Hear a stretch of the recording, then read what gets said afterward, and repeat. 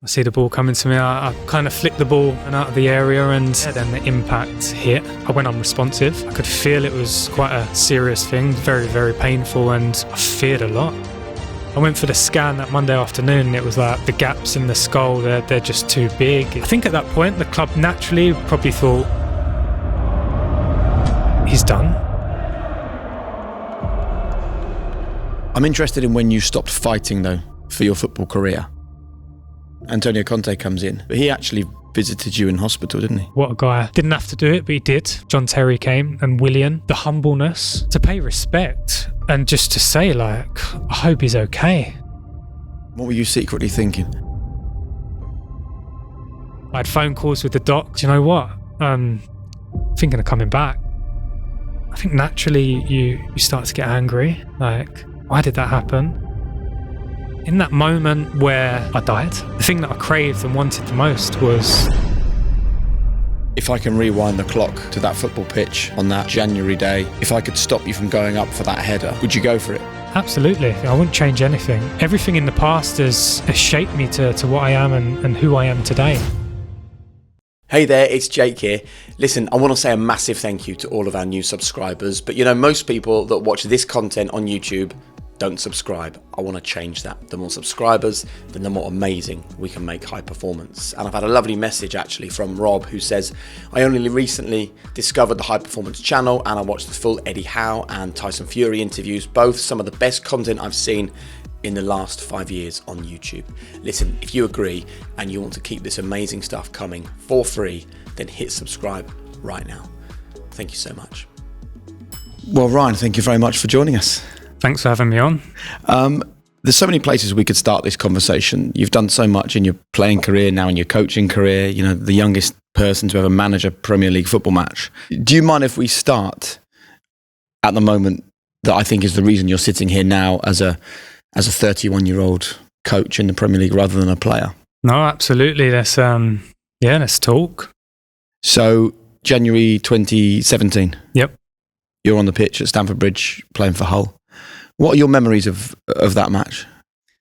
Excited. We had a new manager probably 2 or 3 weeks prior to that.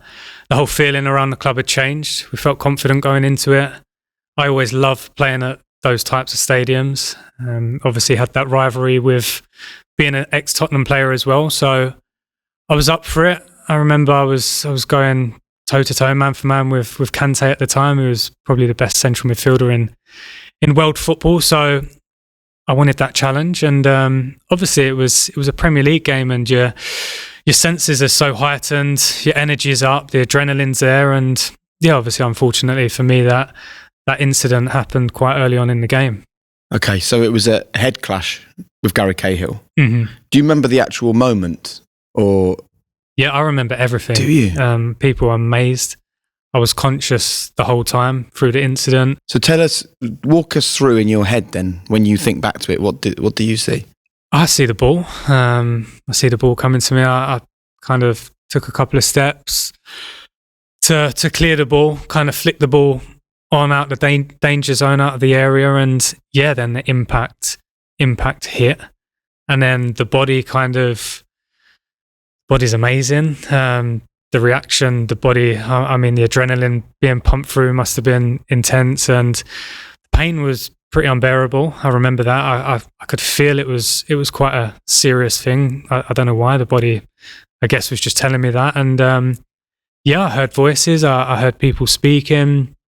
The process of getting off the pitch, putting a neck brace on, getting to the ambulance, going to the hospital. It was painful. I remember it was very, very painful, and yeah, I'd be lying if I wasn't scared, and I feared a lot, that's for sure. So what were the kind of conscious thoughts you were having in between this searing pain? What were the kind of comments you were making to yourself, Ryan? I think it was just about managing pain, to be perfectly honest. And then when I got in the ambulance, I remember my dad, he said these words that just were so powerful. He said, "You're a strong boy." And I remember in that moment, it almost like fueled me with energy to sort of fight the pain, I guess. But it was painful. I can't lie. And then in the ambulance, I get filled with drugs and painkillers. And by the time I got to the hospital, I was out of it. So when did you first become aware that this wasn't just a clash of heads that would have you on the sidelines for a couple of weeks? I'd probably say a day, 2 days after, when I fully come round, I was fully conscious. I realised that I had the best part of 50 staples in my head. Doctors were monitoring me every 3 or 4 hours, and you can tell by the look on people's faces. My parents were worried. My wife now was at my bedside. She was scared, and I think you get a feeling. You can sense it. Luckily for me, I was out of it for the best part of 20, 22 hours a day. So the pain that I felt was only physical when I was awake, and I guess I was quite lucky in that stage because I didn't get to see myself, and I was just recovering. Whereas my wife, my family, my friends, my people close to me had to come and see me in this state of sort of this vulnerability where there was just so much uncertainty at the time of where I was going to sort of come back round to. And when you say that, I'm reminded of an occasion years ago when I broke my nose quite badly, and the worst bit that happened was when people came up and it was their reaction of like, oh God, and because you can't see it, it then panics you even more because you're in pain. Mm-hmm. Did you have those moments of people coming and you processing the shock or the reaction on their faces? Absolutely. I mean, when my uncle or my auntie walks in the room or my sister walks in and just bursts out crying, it's like, whoa, what can you see that I can't? So yeah, that was strange, but at the time I really felt so strong mentally. I really did. That maybe if that would have happened 2 or 3 years earlier in my footballing career, maybe I would have suffered a lot more. By the experience that I sort of gathered at that point, I feel like it really helped me in that moment. Let's talk about that then. So you've gone from the fear on the stretcher, being taken out of Stamford Bridge, not knowing what was going on. Was there a moment where you kind of had to say to yourself, right, use what you know to be strong here? Or did it feel quite a natural process to have what you describe as, you know, a strong mental approach to this? Yeah, initially it felt natural because the body's powerful. The body was telling me I needed to sleep, and I was listening and just sleeping. And then when I was conscious, it was just a feeling of, I need to get out of this hospital. I need to recover. I need to get back playing football. That was my initial thoughts, which were crazy at the time, but I just wanted to get better. So that's a strange feeling in itself. My career, you have injuries. It's part of the game, and I think the more you have mentally, you get better at dealing with it and understanding the processes and the steps you need to take to come back quicker, to come back a better player. And it was just a challenge, I guess, to come back. But this is different though, because this is a head injury, right? This isn't a broken leg that heals in a linear way. You know, head injuries are notoriously complex. So let's go to the moment where you were first told, like, this is serious. Who delivered that news to you? Yeah, I can't put a specific moment on it, to be honest. I've got a diary at home of everything. I'm sure it would be in there, but everyone close to me protected me initially. I didn't know that I had a tube in my head that they had to drain the blood from when the incident happened, because I went unresponsive and I had to drain the blood from my brain as soon as possible. So 4 days in, a doctor comes in and says, right, we're taking would it be a canister or I don't know, the tube out of my head. And I was like, whoa, I've got a tube in my head? What do you mean? And he was like, yeah, it's fine. It won't hurt. And the next thing I know, he's pulling this out and stitching my skin up. So when was that done head. to you? I think that was 3 or 4 days after. But when did it go in? So I got to the hospital, and just before I went in to get scanned, I went unresponsive.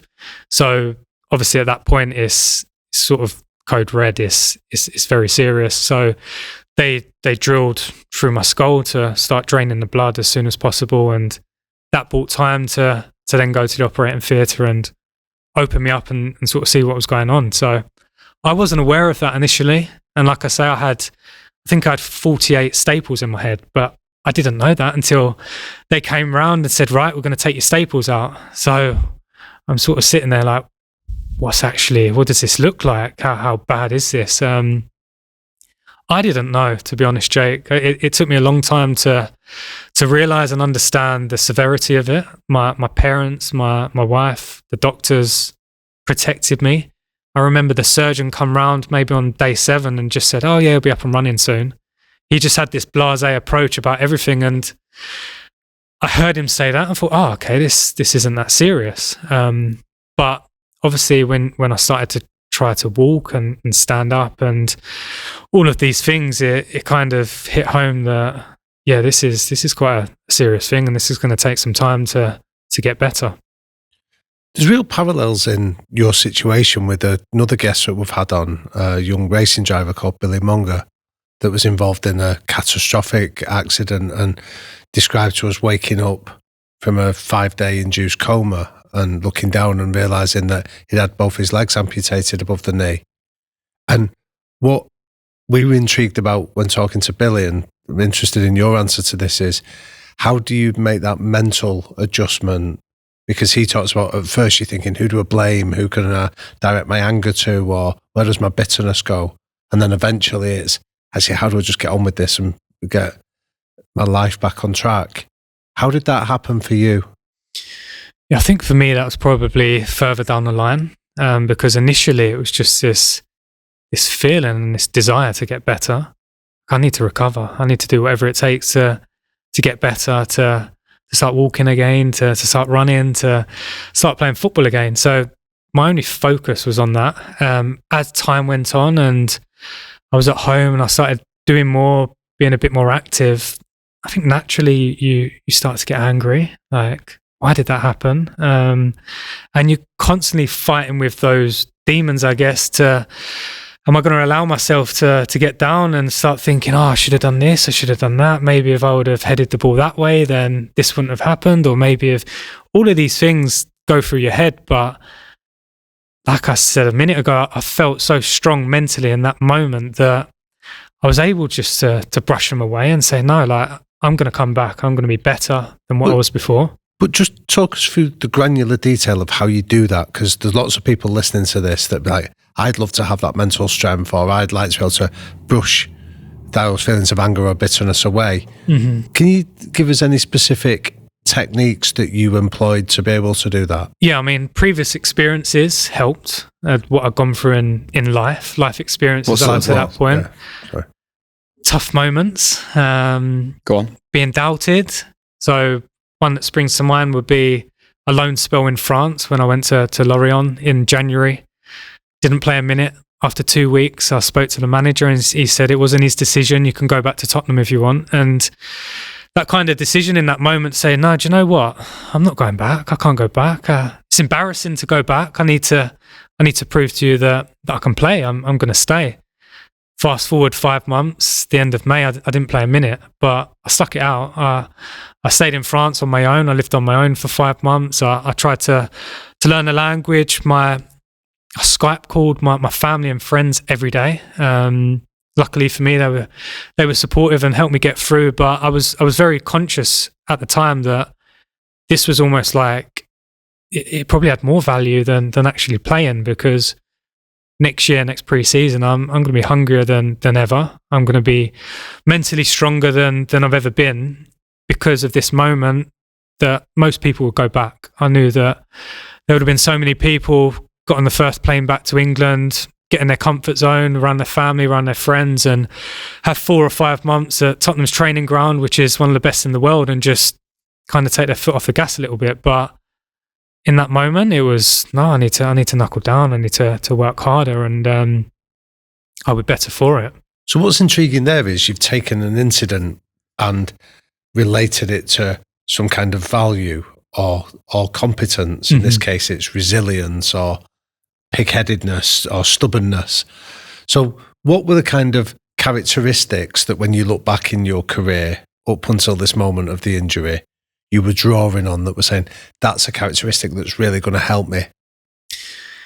Yeah, I mean, I think this comes through education and time and awareness. I look back now and the childhood I had was just amazing. I got given so much love, so much confidence, so much belief. In difficult moments, my parents would just be like, oh, it's fine, it happens, just go again. Just believe in yourself and go again. And they were so supportive. So I was very lucky that in those tough moments, I always had anchors, so to speak, that I could fall back on and know that my parents would be there. The relationships that I developed in football at that point, I've got a sort of circle, a network of people that I can pick up the phone to, and I know that they're going to be honest with me. They're going to tell me straight and tell me how it is, and I listen because I value their word, and I guess that's allowed me to get to that point where you can consciously build up resilience if you're not aware of the situation you're in, and you're not able to sort of analyze and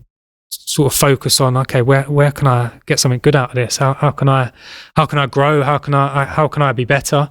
Whether that's from a physical point of view, a mental, whatever it is, to be aware of that is a good place to be, I guess. So your journey so far in this story has been, the head injury, incredibly painful, but you think people get injured in football.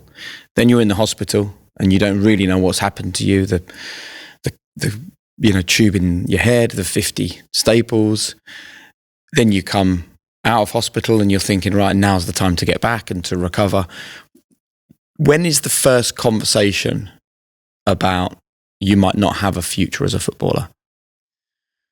So in terms of someone telling me that, I think it was in the September. So I had the scan. So this is I had the 9 months later. 9 months after, yeah. So we wanted to just wait to let the body heal. In the summer, I remember I went on a training camp to Portugal. So at the start of the training camp, I hadn't run, I hadn't jogged, I literally just walked. And the brain's amazing. The body, the muscle memory was incredible. By the end of the 2 weeks, I was pretty much doing everything. I was sprinting, I was running, I was doing the lot. So my mind had cleared in that sense. The doctor's advice was the skull needs time to heal, to fuse back together, because I've got 12 metal plates in there. It needs time to fuse and get strong again. So we'll scan you in September. Yeah. So I come to you in June time. Mm-hmm. You've just finished this couple of weeks on the grass, and I say to you, are you going to play again? What's your answer at that point? September. No doubts, no fears. There was no doubts, and it was all geared towards that scan. And the scan, I think it was around the time where it was the first round of the Carabao Cup, and the game was on the Tuesday. I remember on the Monday, Nigel Atkins was the manager at the time. Obviously, me being me, I was fit. I felt like I was stronger than I'd ever been before. I said, I can play tomorrow. I'm ready. And he was like, yeah, we'll see. We'll see. So I joined in the training on the Monday. I went for the scan that Monday afternoon, and it was like, this is not good. The gaps in the skull, they're just too big. It's the hole where the pipe had sort of been put in. It hasn't fused well enough. There was just gaps everywhere. And I think at that point, the club naturally probably thought, he's done. There's no chance he's going to play again. And we had those conversations. But Hull, the chairman, Iab, was excellent. He sort of said, look, we'll give it another 6 months and see where you're at then. So in my mind, I'd gone from, right, I'm going to play tomorrow, to the next checkpoint was February, in 6 months' time, the next scan. So I had 6 months of training on my own. I was going to the hospital 4 times a week to an oxygen chamber, because there was a correlation between reducing oxygen to bone healing. And I'd done all this for 5 months with the end goal that I'm going to play again in February. And give us your mindset at this point then, because I've spoken to footballers who have 2 weeks out with a hamstring strain and they struggle. Like, are we still talking here about optimistic Ryan, thinking everything's going to be okay? Yeah, absolutely. So at the time, when I was coming back, the club were in the Championship. So I'd left Tottenham got to the Champions League, left Tottenham to go to Hull to pursue my career and sort of grow again and come back to the highest level again. By the time I'd come back ready to play again, the club had been relegated, we're in the Championship. So for me, it was, I need 3 months to just prove that that I'm Ryan Mason and I'm going to get my Premier League move again, or hopefully get Hull back in the Premier League. But I need to get back to that level. It was an obsession. I can't play in the Championship. I'd worked 23 years to be a Premier League player. I'd got there. I'd achieved it. I'd had my Premier League games, and I can't be a Championship player. That's not right. But let's talk about consistency though, because at this stage now we're coming up to, what is it, over a year since you've had the accident, you've had this comeback date that's then been pushed back. And I can see the obvious incentive, like the outcome of playing first team football again, maybe getting a move or getting Hull promoted.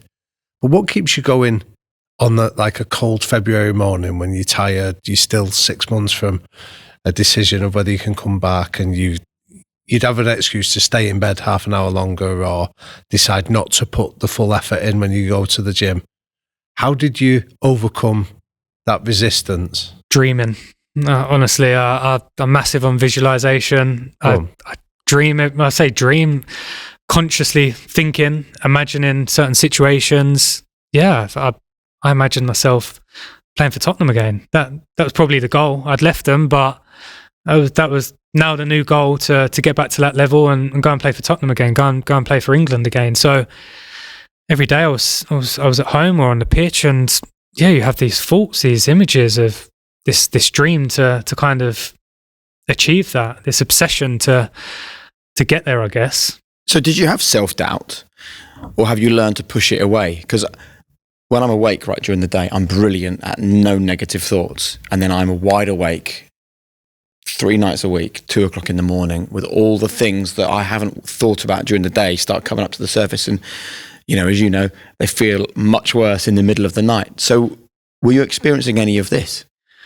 No, Jake, I had no doubts. Honestly, your self-belief was rock solid then. Yeah, I mean, to kind of answer that question, I played for Tottenham. My Premier League debut was at 23, which isn't normal. Many opportunities to leave, many chances, many clubs come in for me, but I believed I was going to play for Tottenham, and I couldn't accept ever leaving Tottenham without playing for Tottenham in the Premier League. So 23 is quite old, considering I made my debut for Tottenham at 17 in Europa League. I went and played in League One at 18 for Yeovil and had a full season there.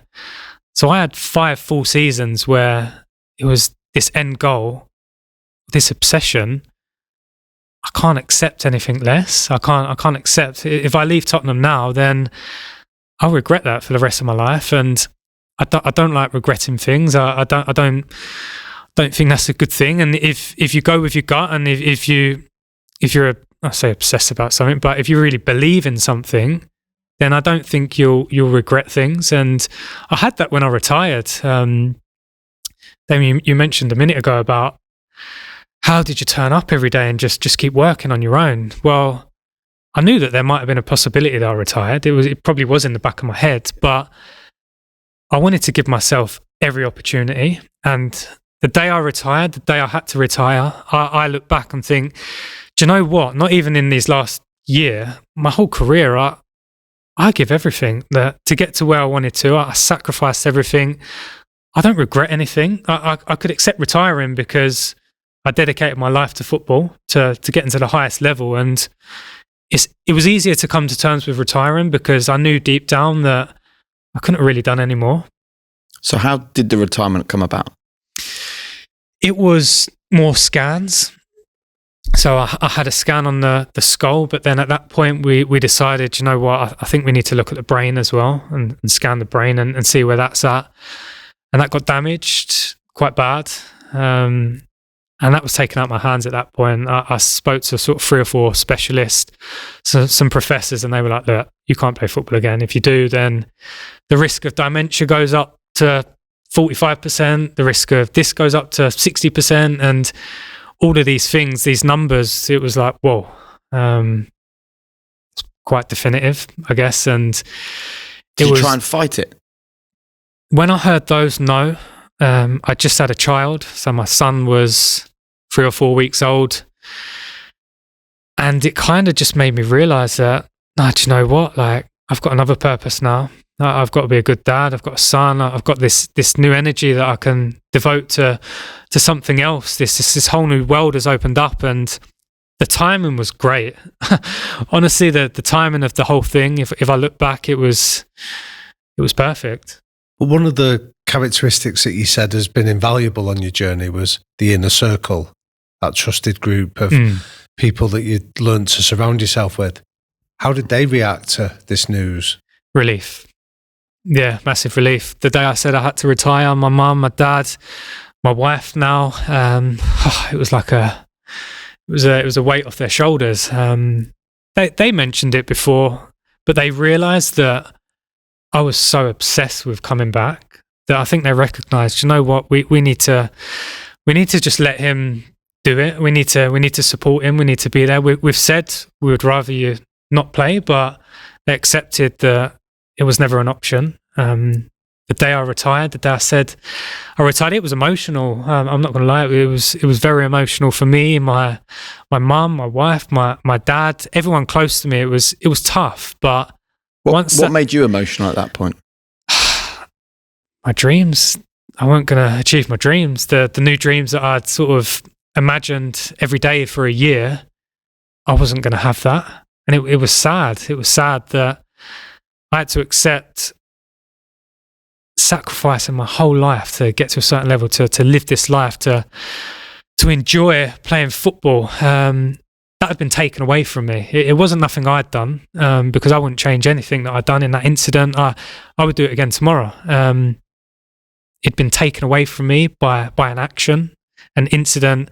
That was tough. That was hard. That was hard. I'm not going to lie. It was difficult to accept, and the months after retiring were tough, because you soon realise that, do you know what, I'm not a footballer no more. Take us there. It was tough. It was tough. Obviously, like I said, I had my son, who was this focus. My wife is just amazing. She's been amazing through everything, the recovery, the whole process. She was supportive. She realised that I needed to go and find something else, go and find a new obsession, which was golf initially. So I learned to play the piano. I started taking up golf. I was like, do you know what? I need to be good at golf. This is my new thing. And then after time, sort of had 2 or 3 months away from football, I kind of had this urge to get back in. And I spoke to some people at the club, John McDermott, at the time the academy manager. He said, look, come in, get a feel for it, and just see where it goes. Well, so on all this doctor's advice and all those stats that you were told, and the damage to the brain and the gaps in your skull, the pull of the game was so strong that you still tried. Yeah, Jake, I grew up playing football in my garden. I used to come home and play football at break time, football at lunchtime. I'd come home and play football, and then my dad or my mum or my family would take me to Chigwell to go and train. It was this love of the game, this obsession where I never felt tired when I was young. It was just this joy of kicking a ball against a wall, or kicking a ball in a goal, in an empty goal, and having this dream, imagining I'm scoring at White Hart Lane, because that was my dream as a kid, to go and play at White Hart Lane and score at White Hart Lane. That was my dream. That was the ultimate dream as a kid, and I achieved that, which is pretty cool. That's something I look back on, and it always gives me a good feeling inside. But yeah, during those moments, there was new dreams. There was new dreams of coming back to play for England again, because I only had one cap. I was in sort of 4 or 5 squads, and I believe I would have played for England again. If you ask me now, I'd probably be playing for England. I'm 31. I'm in my prime. I would have got more England caps. So that was the pull. That was the pull to come back and prove that I'm a good player. See, what really interests me in your answer is this phrase you've used a few times about the dream. The dream kept you consistent, training on your own. The dream of scoring at White Hart Lane for Spurs was what kept you through that 5 years of going out on loan from 17 to 23 when you made your breakthrough.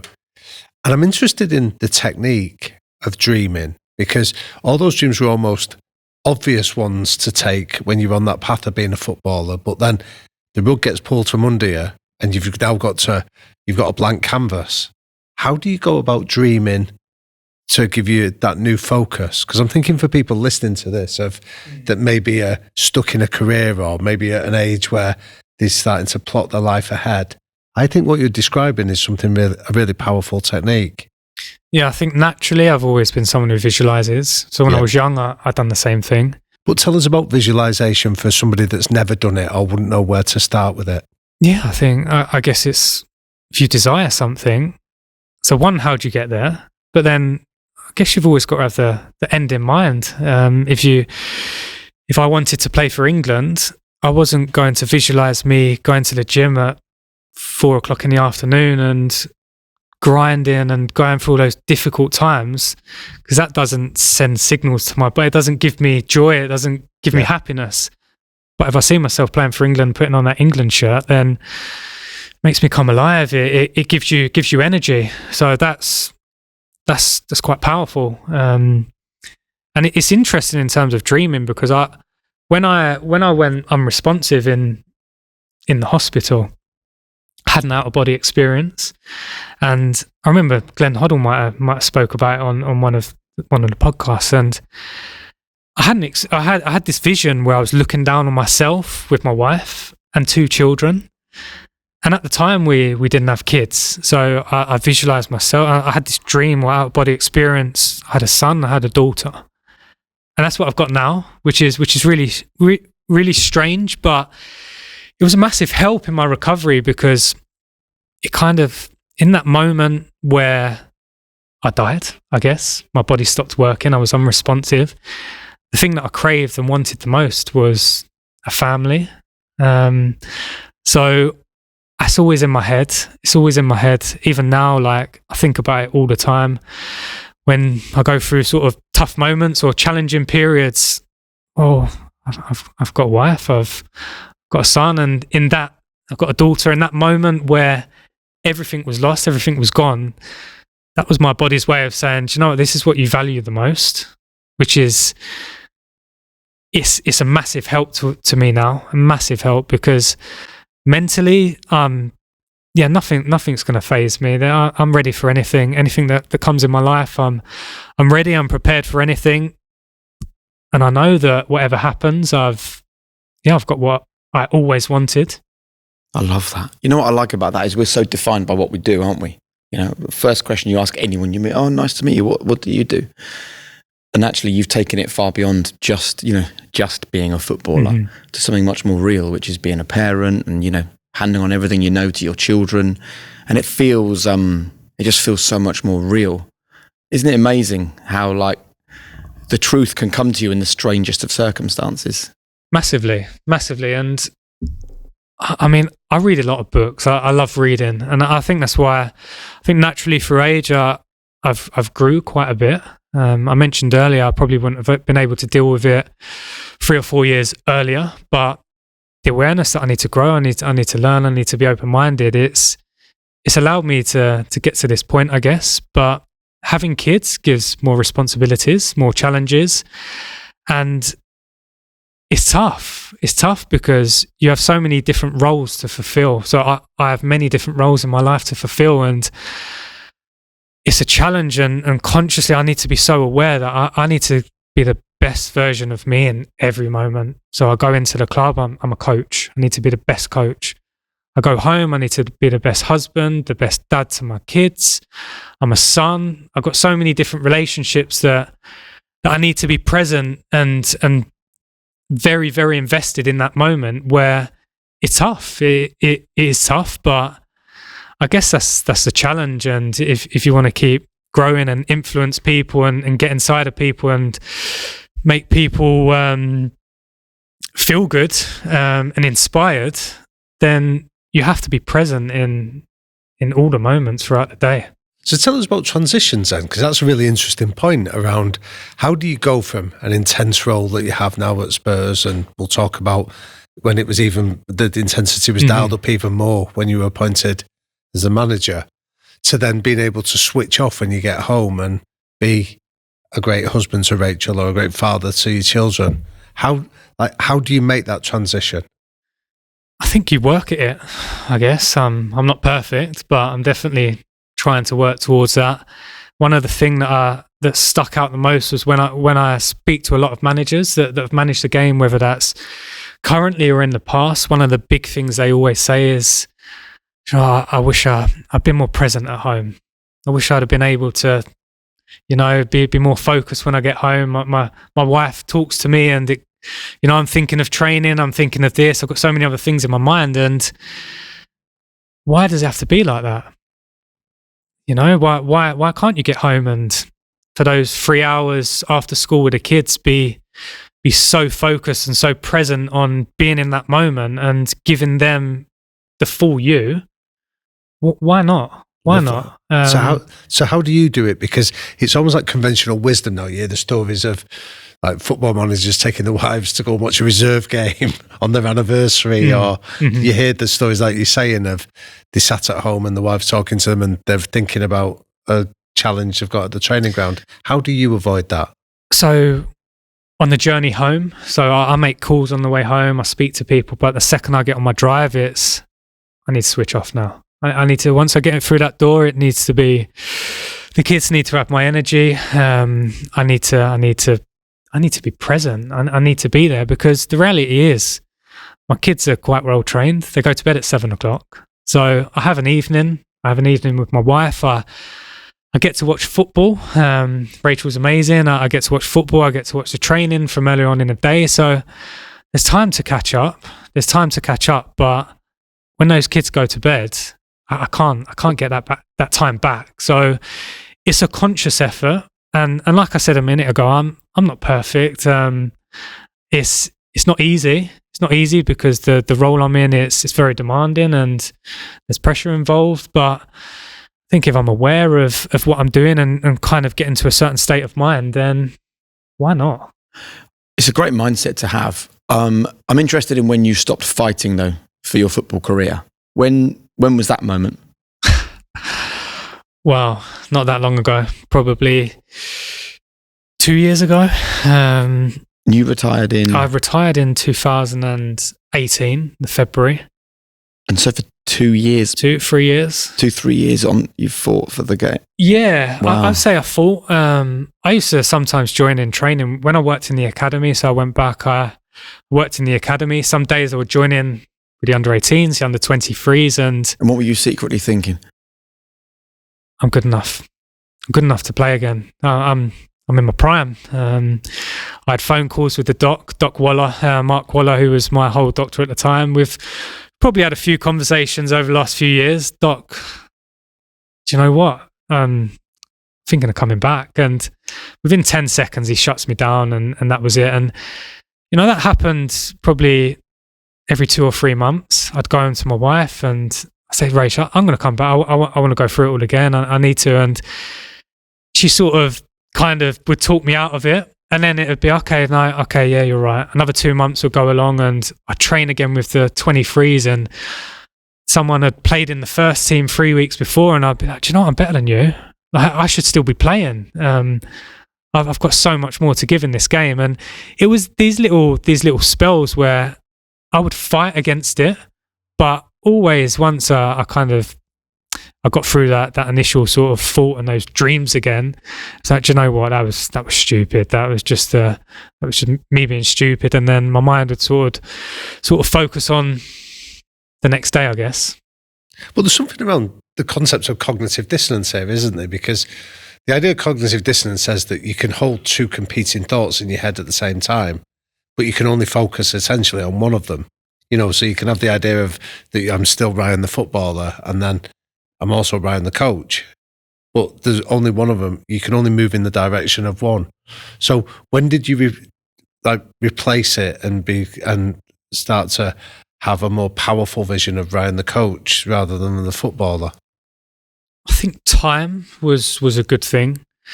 I managed the first ever game at Tottenham Hotspur Stadium, the under-18s against Southampton. That gave me this different buzz that you don't get as a player. So how quickly did you get back into coaching after stopping playing? A couple of months part-time. I was going Why did you give yourself such a short period of...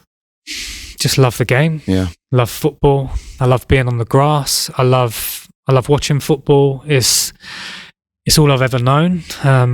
Yes, I have this passion for playing golf. I have this desire to be excellent at golf, but I spent decades trying to be a footballer. I give my whole life to that game, and the next 2, 3, 4 decades, I'm going to love football. I know that. And there was an opportunity to go back to the club that I loved, the club that I do love, and work and help people, because I've valued so much the people that helped me get to where I got to. The influence of certain individuals that are a big part of my life now, how they affected me and got inside of my mind, my body, and made me feel a certain way. Who would you call out? And there's some people, Alex Inglethorpe, John McDermott was a great help when I was at the club. Those two were great. They were like my youth team coaches. So John's now at the FA and Alex is at Liverpool. Is that right? Yes, exactly. Yeah. So they've gone on to have amazing careers, but more importantly, they've affected so many people in such a positive way, and not just footballers either. You know, I think back of my best coaches, they weren't how they made me have a tactical understanding of the game. They were the ones that made me feel a certain way. They give me belief, they give me confidence, they made me feel energized, all of these sort of things. I guess that's what makes a good coach. How do you influence people? You know, my little sister's a school teacher, and she's a coach to a certain extent. She's just helping kids shape their mind and trying to affect them. So that soon become a passion. I wanted to help people. I wanted to be that guy that people sort of pick the phone up to me in a couple of years and say, look, I'm having this trouble at home. So how do you be that for people then? How do you be someone that allows others to grow? What do you do? I think it needs to come from within. I think you need to have a passion for it. Otherwise, it's forced and it's fake. And in my environment, footballers, they smell it. If you're not honest, if you're not sort of organic in yourself, then they'll smell it. And I'm sure it's like that in every other form of life. We live in a world where it's people skills, it's connections, it's relationships, and how do you impact people? I might not see you for another 5 years, Jake, and this is my opportunity to form an impression of who I am and what I am. And I guess that's the passion to try and influence people and help people. Yeah. But what stands out for me in listening to your whole incredible story, Ryan, is just how conscious you've been, whether that's as a footballer, you were conscious of how to improve, how to make the most out of loan spells, or that example in France, and as a parent, how to be conscious of maximising the time. I'd like you to expand in more detail on how you become that coach that shapes people's lives, because I get the integrity and acting with authenticity piece, but I think you're aware of some of the methods that you use to get that emotional connection, to make people feel they can run through brick walls. And I think there's a lot of listeners that would want to understand how you do that so they could do it themselves. Yeah, I mean, I guess what comes to mind, I've been very lucky to be exposed to so many great people, first of all, but then there've been great football people as well. And in my environment, I guess it's what you praise, what you value. What do you value? Respect, hard work, people who want to listen, want to improve, because then I feel like you can really invest time into them and you can get results. Luckily for me, my mind was shaped by my parents, the people that I was exposed to.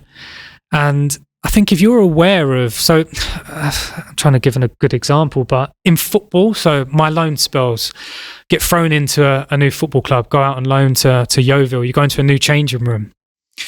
Who are you going to align yourself with? You need to be very aware, I guess. So what type of person I am? I'm someone who wants to work hard, respectful, wants a team to do well. Okay, I'm probably going to naturally gravitate towards those people. And then that becomes contagious. You know, I'm a strong believer in the energy that we give off. It's so contagious.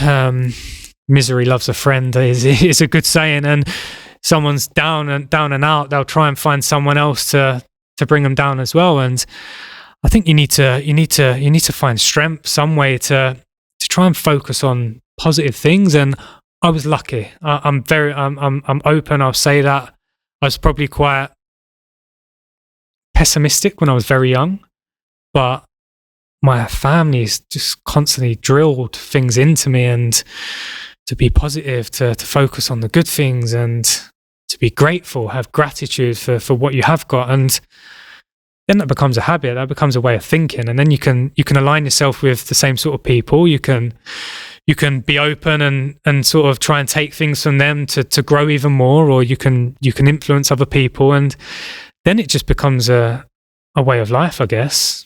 So you use that term energy, and that's a direct quote that we had when we were lucky enough to sit down with your former manager, Mauricio Pochettino.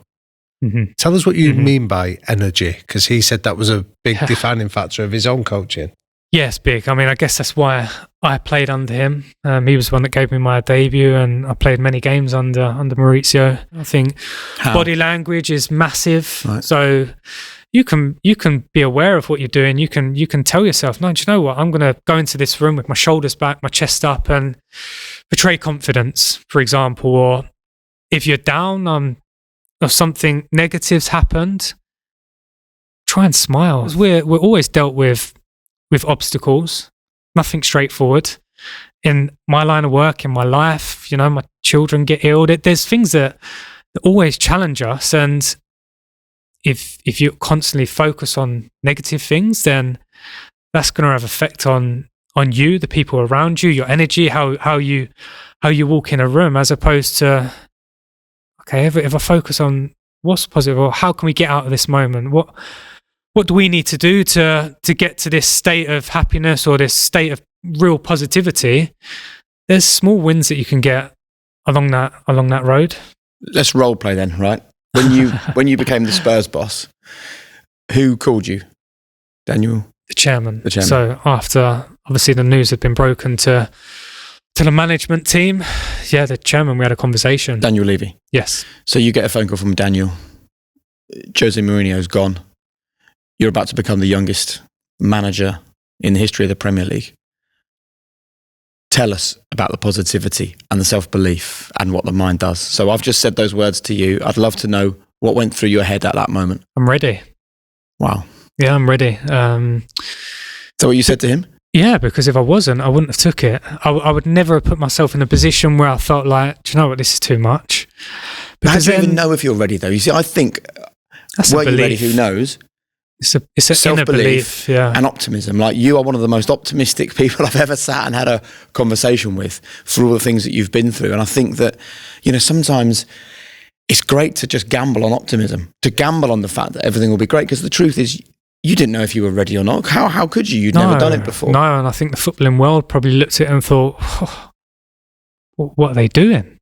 But I'm around the club a lot, and that was their feeling. That was the feeling that I had given them, I guess. They could trust me. They had full trust in me, because they'd got rid of one of the most successful managers in the world for many different reasons. And it was a decision they made, and they felt that I was the right man to take the final 7 games. It was a big moment, but I'd put in a lot of effort to that point. I think what a lot of people probably don't see, they see a 29-year-old managing in the Premier League, but I'd coached for sort of 3.5 years to that point. I took under 16s, I'd managed under 17s, under 18s, under 19s in Europe.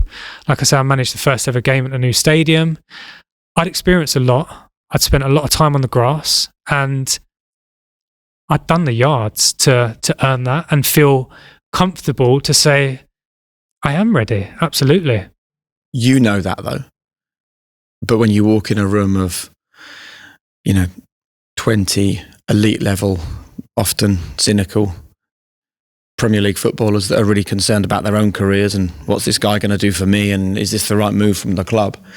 I'd love to know the first thing you said to the group, some of whom, by the way, would have been your teammates when you were playing at Spurs all those years ago. Some of whom would have been older than you were at the time. How did you deal with that?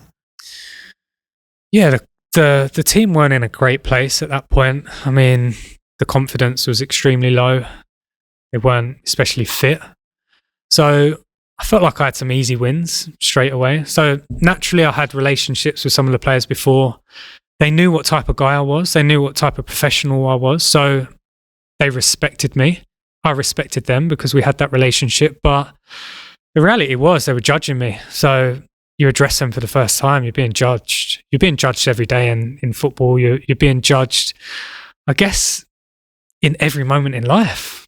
These conversations, these little appearances you have with people, you're being judged. So in that moment, okay, what do they need? What do they want to hear? And it had to come from within, I guess. They had to know that I was being real and I showed some sort of passion, and then you have to deliver. Do you remember what you said? Yes, my job to help you guys. I want the only demand, I guess, from me might have been like 100% effort, to be all in, and then trust me and the team that will help you and give you a structure on the football pitch to win games of football. And then we had a game sort of 48 hours later against Southampton. We was 1-0 down at half time, and I don't think Tottenham had come from behind to win a Premier League game in the best part of sort of 18 months, 2 years. And you could feel that. I remember I had this sort of team talk in my mind. Okay, how am I going to address them? What do we need to do to change the game, change the momentum and give them confidence? And I walked in the changing room and talk about that energy that you give off. It was so flat. It was like, whoa. And it kind of struck me that first thing I had to address was, bloody hell, guys, like, come on, it's half time. Like, there's 45 minutes left. Like, sit up, get your chin up, get your chest out. We've got a game. We need to be ready. And you literally said that to them. That was the first message. And then it was, look, these are a couple of points on the screen. You come here and this is how we build up, and you need to take this position up to help us affect the game. But ultimately, football is a lot about what's inside. Well, I was going to ask you that, Ryan, because this is coming at a period of your life where it's still fresh enough. You can remember coming in and being in that dressing room, waiting for the manager to come in. How much influence do you think a manager really does have at those moments, such as half-time when the energy is down? Massive. They do. Yeah, that's the manager's job. It's probably the biggest part of the job. And I look back now and think that half-time team talk was probably like the key moment in those 6 weeks, 7 weeks, whatever it was, because I feel like they were like, okay, yeah, he knows what he's doing. As a player, you want to feel a certain way. So okay. The best coaches, the best managers that I've played under, the best people I've come across, they make you feel a certain way. Describe so what those feelings are that you're looking for. Belief, free to a certain extent, because when we were kids, we went and played football. We were free, right? We had this freedom to go and sort of be instinctive and just run all day.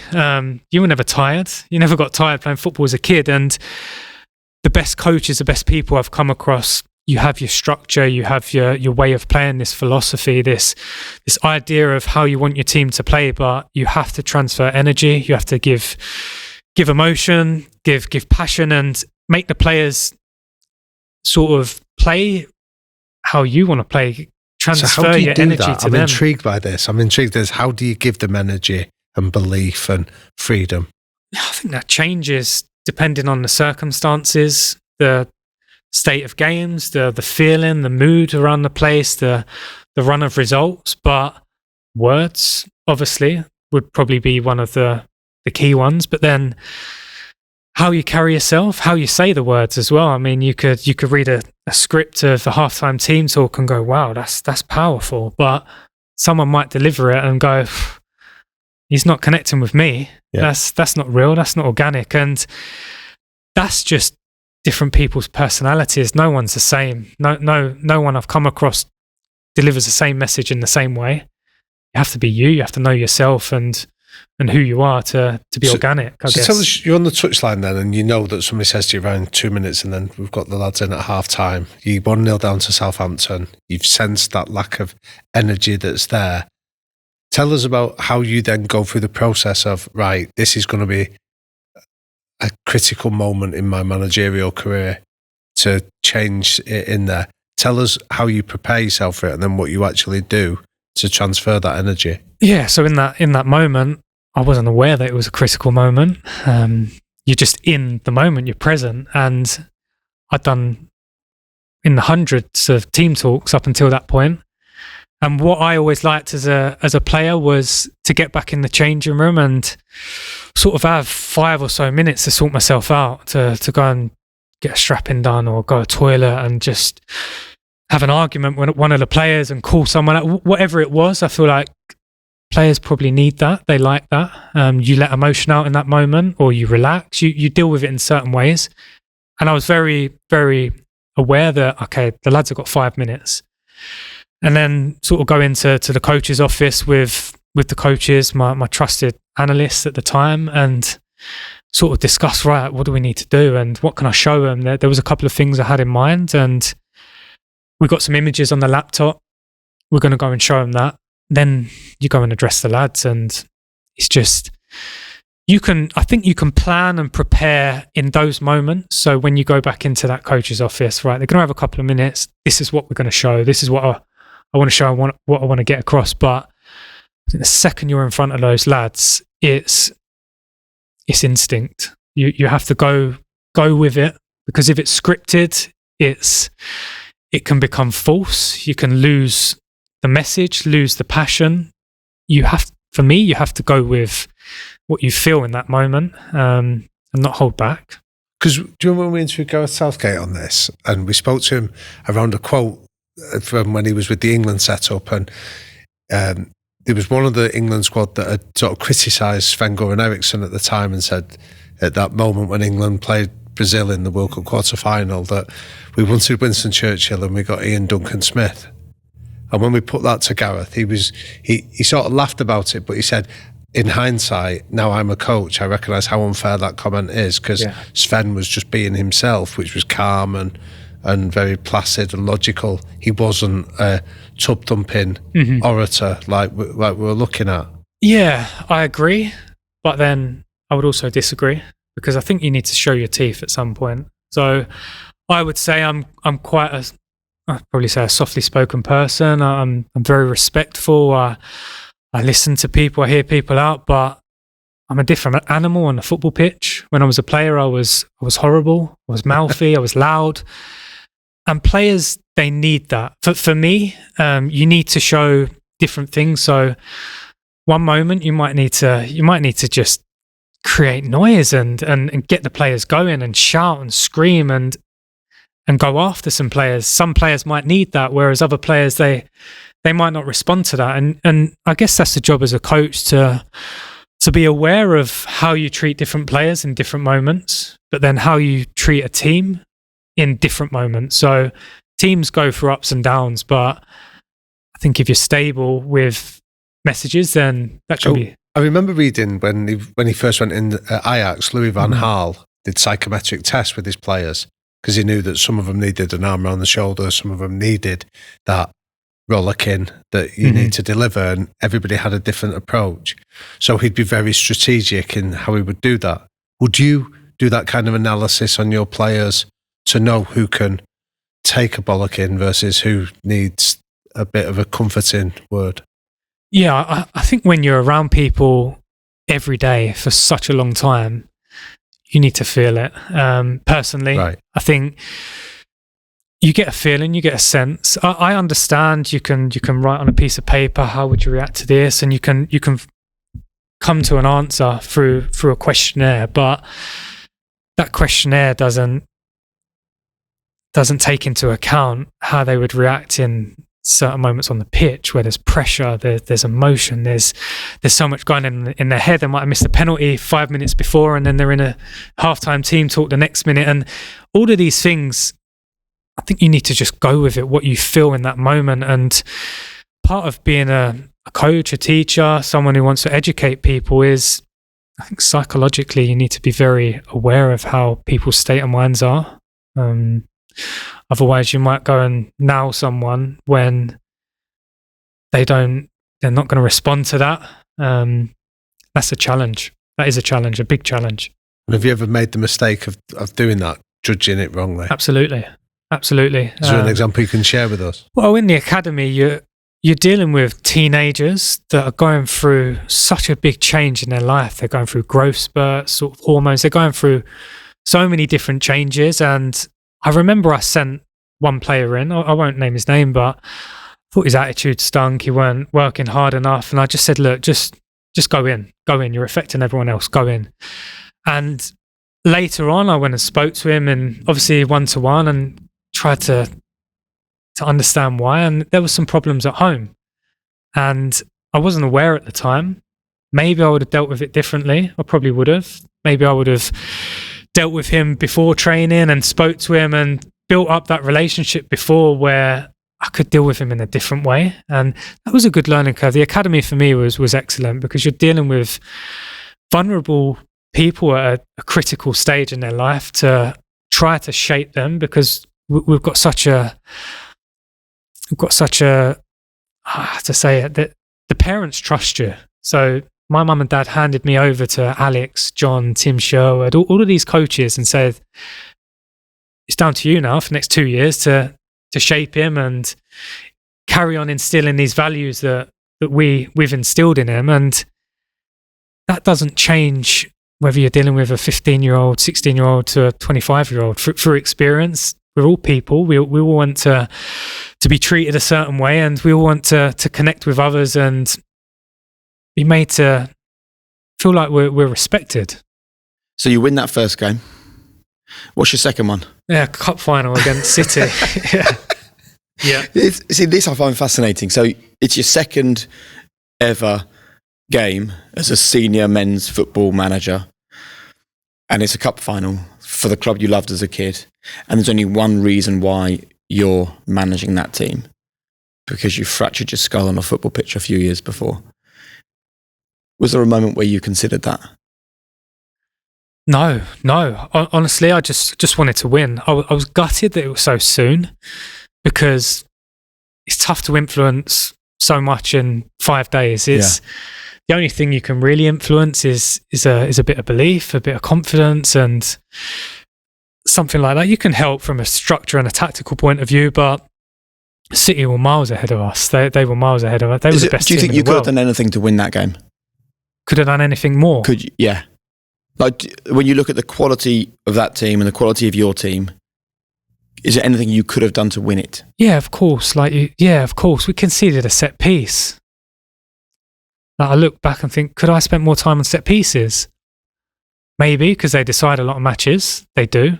Probably 1 in 3 goals in football come from a set piece. So, yeah, maybe I would have done it differently.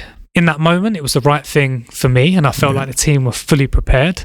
So if I'm in that moment again in 10, 15 years, and I would do things differently. But what else would you do? Because I think learning from what you've been through is vital. So, and it'll be interesting, I guess, for Spurs fans listening to this. Like, what do you think you got wrong on that day? And it's a harsh question because it's your second match in charge, and as you say, it came very quickly. I actually think I got so much right, which is crazy. Like, I look back, and City were the best team in the world at that point. They were flying. We grew into the game. We suffered for 20, 30 minutes. We rode our luck, which is normal, which can happen in football. But we were growing, and everything that we thought was going to happen was happening. We was getting a bit more control, a bit more possession, and we felt like it was going how we wanted to. But like I say, we conceded a set piece, and they were better than us on the day, absolutely. So we can accept that. I felt fully prepared for the game, as fully prepared as I could have been. When I reflected in the summer and I looked at the work and the progress that we'd made over sort of 6-7 weeks, I do wish it had come later on, because I think, maybe we could have influenced the game even more, because to change a team in 6 days is, wow, it's tough. It's tough. We tried. We affected them in some ways, and it was a positive spell, absolutely. And for a man whose calling card is optimism, self-belief, visualization, did you visualize getting that job full time? And did you believe it was going to come your way because of your natural outlook? No, I didn't. Really? Honestly, it wasn't the right time. It didn't feel right. It felt right to help the club in that moment. And I felt like I was the right person to take the team to the end of the season, but I needed to grow more. I felt like at 29, the first thing someone would say, you lose a game, he's inexperienced, he's young. And I don't want that excuse. It's just lazy. And I knew that would happen. So I knew I wanted to go, but I went back to the academy. It's not a normal thing to do, to go and manage the first team for 7 games. And then 6 weeks later, go and take a bunch of scholars that are just coming through the building and just come out of school and have the same energy, the same desire to help them. And did you? Absolutely. And how was the ego affected by that? My ego was left outside the training ground the day I walked in back to the academy, because it wasn't about me. I accepted, and I knew that the right thing for me at that time was to go back to the academy. How did you know that though? The feeling. It was a feeling, and I didn't want to fight that feeling. Yeah. Of course, I probably could have pushed and gone, do you know what, I might go and manage a League One club and try and get an interview somewhere, and it's opened me up to be a manager. But no, I wanted to grow. I felt like I needed to grow more. I needed more time on the grass, and it gave me a thirst, absolutely. But at the same time, it made me think, I want to get better. I need to get better. And the best place for me to do that was the academy. And if I went back to that academy and had an ego, the staff would have felt it. But more importantly, the players would have smelt it. And then I wouldn't have got the results that I felt I did in that time with the academy. Amazing. And then Antonio Conte comes in, and it's probably worth mentioning for people that don't know this, but he actually visited you in hospital, didn't he? He did. Strange, very strange thing. I made my England debut against his Italy side, and my last ever game was against Chelsea when he was the manager. He come, you see me, see my family, made a big impact on my family. Obviously, I was out of it, but whenever I spoke to my wife, my parents about Antonio, it was, what a man. He's just a proper man. What a guy. Didn't have to do it, but he did. Put on record as well that John Terry came, the Chelsea captain, and Willian as well. Wow.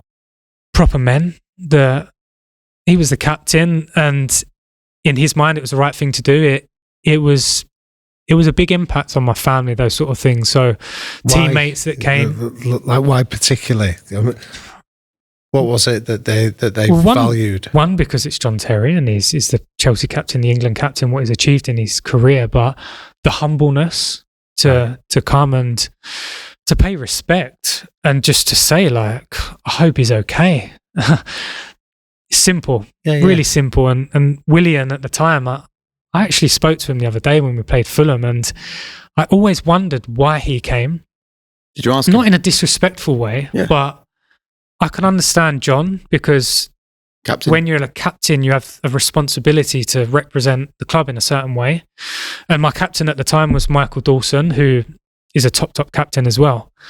But Willian came, and I spoke to him after the game. It was the first time I had this feeling for so long. I just wanted to ask him, why did you come? And I see him at the game the other day, and I went over, I shook his hand, and I just said, you come to my bed. I seen a picture. Don't remember, but I see a picture. And I said, why? And he just said, I wanted to see you as okay. And I said, thank you. I just said thanks. Had a big impact on my family. And I look back now and think, do you know what? What a top man. And he made me feel a certain way about him without knowing him. I'd competed against him. Tottenham, Chelsea, we'd competed, so much aggression, so much passion. I don't know the person. I've never met the person, but that act of kindness, I guess, it made me form an opinion. And I see him the other day, and he didn't disappoint. He's proper guy. And so now you're first team coach, working with Antonio. I'm just so interested in where you fit in the modern game of football, because there are so many conversations about aggression and get in amongst them and create fear in the dressing room, and we sit here with you having a conversation about emotional intelligence and intuition and connection and presence. Do you feel the game is moving in a direction that allows you to express yourself in this way? Yeah, I do. I do, and I guess it's in a different format. The game is developing. Tactically, teams are getting better. There's no doubt about that. The game's getting quicker.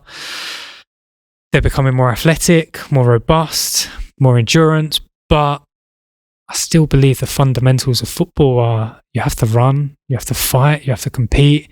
It's going to be second balls, and all of these things will always be there. They'll always be there. The best teams we see are the best teams at the basics, the brilliant basics, and you can affect that. And you can affect that in any way you want. You can some groups, some dressing rooms, they might need tough love. They might need to be shouted out. They might need fear. Whereas other dressing rooms might need a different way of connecting to them. And that's probably what separates the best managers, the best coaches, understanding that. And I've been very lucky, and I'm very aware that I'm very lucky. I've been exposed to, as a player, some top managers, but to be working so closely with one now is, it's great. Give us the biggest learnings then from life with Antonio Conte. To be yourself, to be honest, to live in the moment. Don't be scared to show emotion, to show vulnerabilities, to all of these types of things the players respect, but then also to have an obsession to be the best, to work harder than anyone else, to have this desire and transmit this desire that you want your team and you believe your team can do anything. Nice. So when we go through your whole career and as an aspiring coach, the list of legendary coaches that you've worked with or alongside really is a who's who. What I'd like you to do is tell us about who is the best coaches that you've had and what was the one quality about each of them that distinguished them for you. So if we start with your very... I could go through from under sevens to... I'm talking about senior level. So, well, I'm probably going to cheat your question a little bit here, but Chris Ramsey was my youth, one of the youth team coaches, and I was physically very immature for my age, and I was quite a late developer. And the belief that I would be a top player, he always said that it'll come, keep doing the right things, it'll come. And that just was ingrained in my mind. And then you go through like Alex Inglethorpe, he has these little golden nuggets, I guess, about like being a goal scorer. You're going to be obsessed. You're going to score so many goals. You're going to play for Tottenham. You're going to play for England. You're going to play for Tottenham. And start believing it. It's okay. Start believing that. And all of these little things, they made me feel a certain way. So my Premier League debut under Mauricio, I played in the under 21s at the time on the Monday night away at Sunderland because I was coming back for a little niggle. So at 70 minutes, the coaches said, "Do you want to come off? There's a game Wednesday." I said, "No, I want to play the 90 minutes." I didn't think I was going to play. Played the 90 minutes. The next day I come in and I trained with the first team because I'd been training with them. And I had so much energy. I don't know why. It was just I had so much energy. And the following day we played Nottingham Forest at home. And we were 1-0 down against a championship side with half an hour to go. And I remember he brought me and Harry Kane on. And the crowd were a little bit like, they were like, you heard this groan in the crowd. So it was almost to say, what's going on here? But I scored to make it 1-1. Harry scored one of the goals and we won 3-1. And I felt like, wow, he believes in me. And I asked back now, like, John McDermott and the coaches at the time, they speak, and he asked, how did Ryan do Monday night? This was Tuesday. How did Ryan do? And they said, yeah, his attitude was incredible. Asked him to come off at 70. He said, no, I wanted to play for 90. And he valued that so much that desire to play, that go back to that youthfulness of, as a kid, you wouldn't want to come off at 70 minutes. Why would you want to come off at 23 years old playing a game of football? Some do. A lot of people probably would have turned around and gone, yeah, I'll come off, I'll protect myself. But that was just me. That was just the way I was. And that held a lot of weight with him. And he started me against Arsenal that Saturday, North London derby, away from home in the Premier League. Yeah.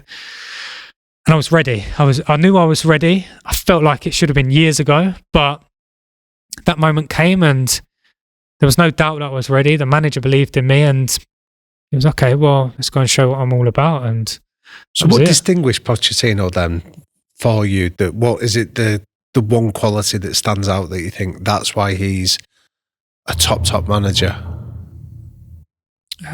Many things. It's tough. I mean, I'm working with a top manager now, and there's so many different things that they've got so many different attributes.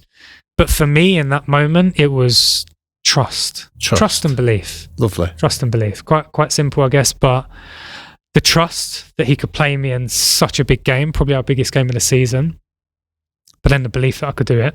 Brilliant. And that gave me a sense of like, I can't let him down.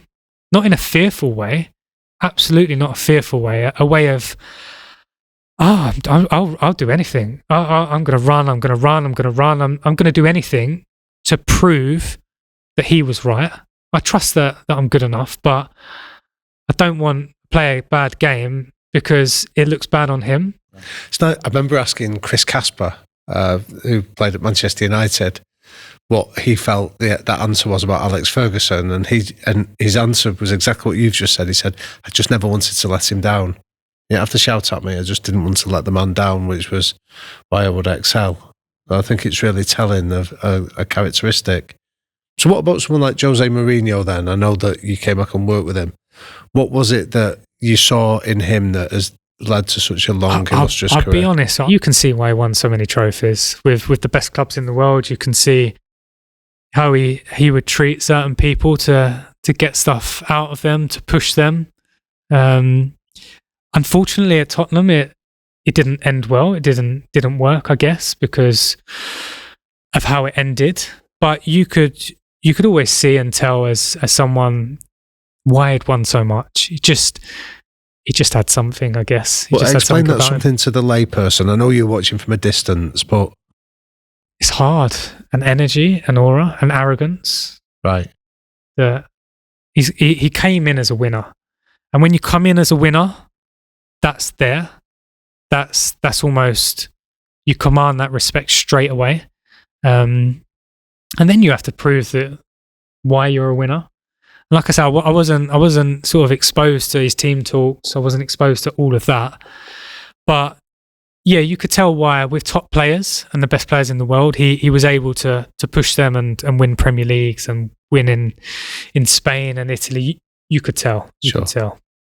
So let's talk about the future then. Like, you live so much in the present, yet you're someone that visualises where they want to be. Like, are you ready to go again now? If a phone call comes for Premier League management, Yeah, I mean, I'm due my third child in 10 weeks. So my visualization is, how are we going to manage 3 kids? Are we going to have to mark zonally? That's something to look forward to. But no, I'll be honest, from a coach's point of view, it's quite strange because I'm in such an amazing position now.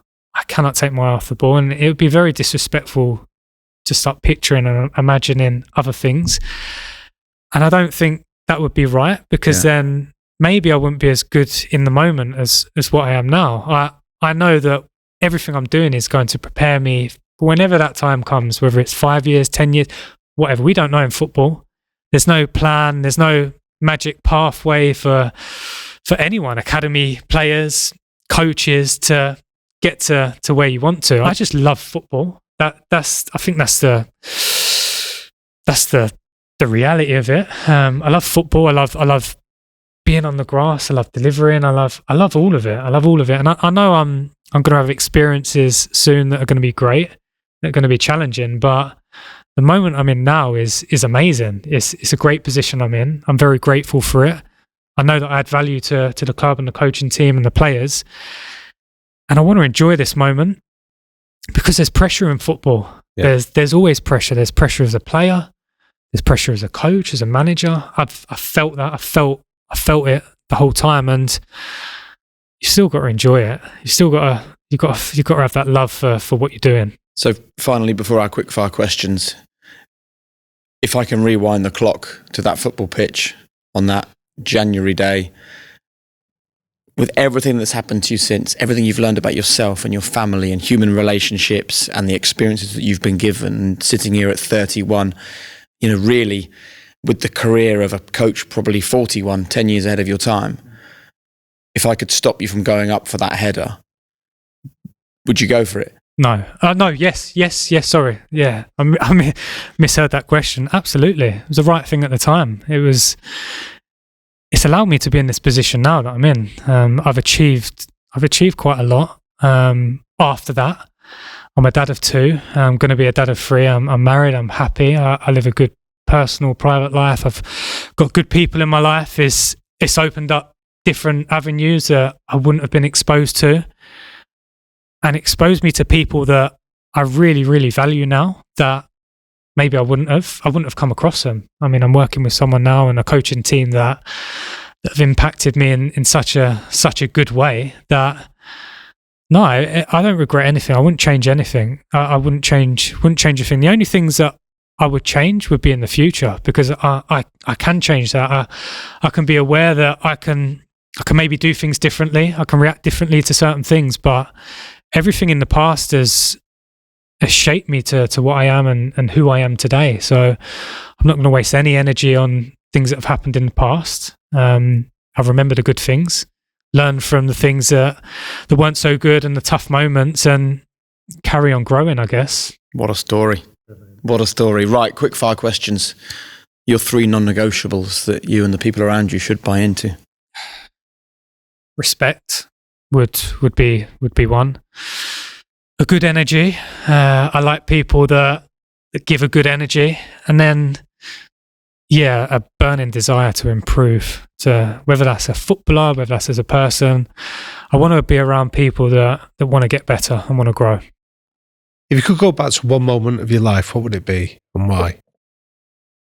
My goal against Nottingham Forest, because it was all I'd ever dreamed of, to score at White Hart Lane. Every birthday cake, I blew those candles out and wished that I'd score at White Hart Lane. So that moment was just magic. I mean, I played for England. I had some other incredible moments. I captained the club in Europe, but that specific moment it always gives me a good feeling. What advice would you give to a young Ryan just starting out? Keep believing, keep dreaming, keep going. Yeah, quite simple, but believe in yourself and just go for it. Lovely. How important is legacy to you? Yeah, the most important legacy for me is the legacy that I leave with my family, my kids, their kids, because you can affect so many people in this world, but I can really affect my kids, and I love my kids to bits. My wife, that's the legacy I want to leave. We have a high performance book club. It's got thousands of members. They talk about books, they share books, they get together. If you could throw a book into the mix for them to consider, what would you chuck in there? I was going to say The Secret, but I think that's been brought up before on here. So it's a good one, though. Yeah, it's a very good one. It's excellent. That's excellent. I'd recommend people reading that, absolutely. I tried to think of a little bit of a wild card one, because I do like reading. And there's a book that I read sort of 4 or 5 years ago called The Way of the Peaceful Warrior. That, it's quite powerful. It's quite powerful, yeah. Sum it up in a sentence. The way you look at life, the approach, the mental approach, the things you're grateful for, the way you see your life, I guess. That would be in a nutshell, yeah. And again, for our high performance listeners, I asked John McDermott about you, and I know you mentioned John in terms of how influential he was about you, and one of the greatest compliments he paid was how coachable you were. And I think that's a virtue that we don't often talk a lot about, being coachable. So for people listening to this, what are the top 3 tips you would give on being open to feedback that allows you to grow and develop? Well, first of all, I think what allowed me to get to that point was my upbringing. So I played football. My parents took me karate. I went to a boxing club. I used to play cricket. So I was exposed to all of these different sort of ways of being taught. Remember, my karate teacher was so firm. Same with my boxing coach. It was so like disciplined. There was no room for it. It was just like, look, you've got to come inside this box. If you don't, then you're out the gym. So I had all of these different experiences that allowed me to get to that point. But it's tough because I was coachable, I guess, because the upbringing I had, my mum and dad, they made me see the importance of listening, respect people that are, at the time, it was always respect your elders. Yeah. And I see the value in that. And that was someone who wanted to help me. So you've got to understand, someone who wants to help you and they're giving you information and they're spending their time and energy to try to help you. Why would you not want to listen? Why would you not take it in? If you don't agree, that's fine, but be open, because how are you going to grow if you're not open? And the final question, your one golden rule really for people to live their own high performance life, the final message you'd like to leave people with? Yeah, a desire to improve in every aspect of what you are, in every aspect of your life. Want to get better and work at it. Brilliant. You know what? I've loved that long conversation, actually. It's been amazing to sit and talk in the way that we have. And I think you've definitely got something unique and special, like your ability to connect and share how you're feeling. It's hard to put your finger on it, right? But I can see how you can walk into a room of teenagers and also a room of chiseled, hardened professionals and get them to follow your way, because you connect, and that is a rare skill. So I can't wait to see what happens next, mate. Oh, thank you, and thanks for having me on as well. I've listened to this podcast so many times, and to be on it, to have something there that's there for my family, for people close to me, I'm very, very grateful. Top man. Privilege is ours. Thank you.